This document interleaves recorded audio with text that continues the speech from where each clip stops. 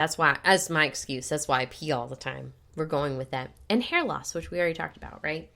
So, I also developed, I had to Google the name for it because I got dark spots on my face where it looked like I'd been out in the sun too much. But everybody who knows me knows that I can't be out in the sun because I burn. If I look out the window, I get sunburnt. It's a thing. So I'm very cautious, but I got huge dark brown spots on my forehead and on my cheeks. Now, in the last 3 years, they have gone away. Like, you can hardly see them anymore, but I had to use a lot of makeup to cover them up because there were huge splashes on my face. And it says, per Google, that it is known as melasma or melasma and chloasma. Or chloasma, and it's called the mask of pregnancy. And they believe it to be due to the stimulation of pigment-producing cells by the female sex hormones so that they produce more melanin pigments. Thank you. Ooh. Dark-colored pigments when the skin is exposed to sun. So even though we know that I am not going out in the sun, Rosie is avoiding the sun at all costs, that it's going to happen. Like, we can't help it. Yeah. So... that's a fun fact. I did read another article on healthline.com about vaginal changes. So, I mean, you just had something come at you. Hoo-ha. Yeah. By the way, in case you don't know, generally that's what happens. That's where babies come from. You can also have them via C-section, but you can still have all the same complications that we are currently talking about. That's true. FYI. We have several friends that did undergo C-sections, and they at times had way more complications than we ever thought possible. But I think it's because you've cut into your body and pulled something out, and then your body has to recover same way. But the hormones are still acting upon their lady parts. Right, because your body is triggered by certain things that happen to it that produce certain hormones, right? And so vaginal delivery is going to produce different hormones and cause different hormones to react versus a cutting cesarean. The uterus. Yeah, but it still produces hormones and still causes different symptoms. So we are not downplaying that at all. I just want to put that out there, but we're speaking in vaginal terms because that's what we've experienced personally. Vaginal terms. We're going to speak in vaginal terms. Vaginal terms of the vagina. If you're speaking in cesarean terms, please hit us up and let us know how you handled it because we would love to know. But fun facts about your vaginal changes after birth. All right. So I got this from healthline.com, and they said, quote, "Your vagina after childbirth isn't as scary as you think." Mine was pretty scary. But they say it's not, because they say basically you are going to be tighter down there and not looser after. So like your cervix? Recovery, because everything contracts down there. Okay. So your muscles are contracting, and so... And relaxing and contracting and relaxing. But basically, you're not going to be looser down there. It's not a thing after childbirth. That's what they say. It's healthline.com doesn't lie. If you are having...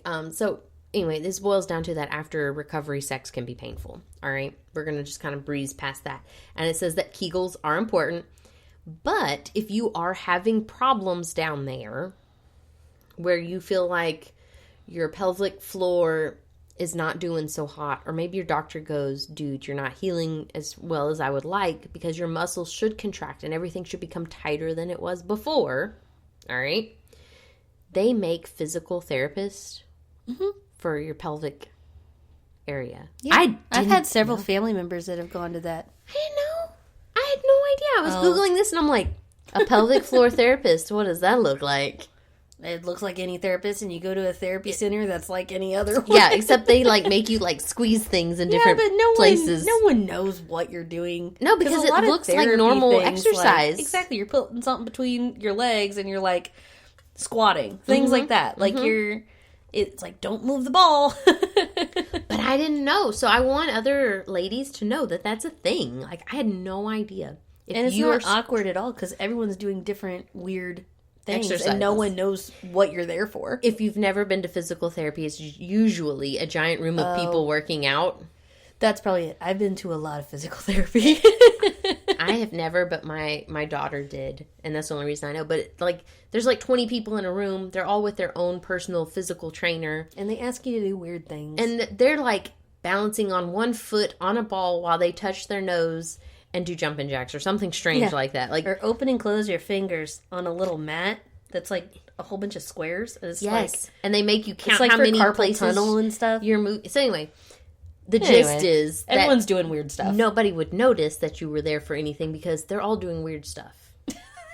I would sit there and watch these kids doing all these, and I'm like, what are they here for? And they're like, for their shoulder. And I'm like, but I just saw them pulling a... Okay, never mind. You know what? Never mind. It's fine. It's Whatever. fine.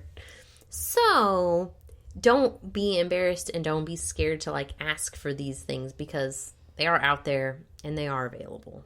And some of these places help with sex after pregnancy as well. Mm-hmm. Yeah, I learned that in my Google searches. Who knew? I didn't know. My main takeaway from today is that after you have a baby, go get new clothes that fit your body. Because your new body is not going to be the same body that fit in your clothes before. And you're going to be emotional no matter what, so make it easier on yourself. Mm-hmm. And don't get emotional about your clothes. Get something that you feel good in and what makes you happy. Because that's what you want in the end, is for you to be happy and healthy so you can take care of your baby so that they can be healthy and happy too, right? That's the goal. 100%. That's it. That's today. This wine is really good. It is. I drank my whole tasting. She did. I'm a witness. I'm impressed. She must have really liked it. Rosie never drinks. So, it's good. And the more you drink it, the more impactful the flavors are. Yeah, the honeysuckle. At first, it was super subtle. The honeysuckle and the pear comes through very well. Maybe it's because it lingers so much that it just, compounds. Mm-hmm, mm-hmm. It's very clear. When you pour it, there's lots of bubbles, but the quality is very clear. It's like looking through glass. You almost can't see it in the glass. It's pretty neat. I like what they did. It's a good wine. We highly recommend it. You can pick it up at Total Wine. I'm sure Specs might have it, but that's where we bought this wine. Wine stores. Wine. Yeah, go to a wine store. I think you could probably have it shipped if you Google hard enough. But that wraps up today's episode. We hope you enjoyed the wine and motherhood adventure. Thank you for tuning in and turning up with us. Be sure to follow us on Facebook, Twitter, and Instagram at Mom's Guide 2. That's the number 2, wine. Make sure to leave us a love note, episode suggestion, or just say hi. This is Eliza. And this is Rosie. And we'll be spilling with you soon.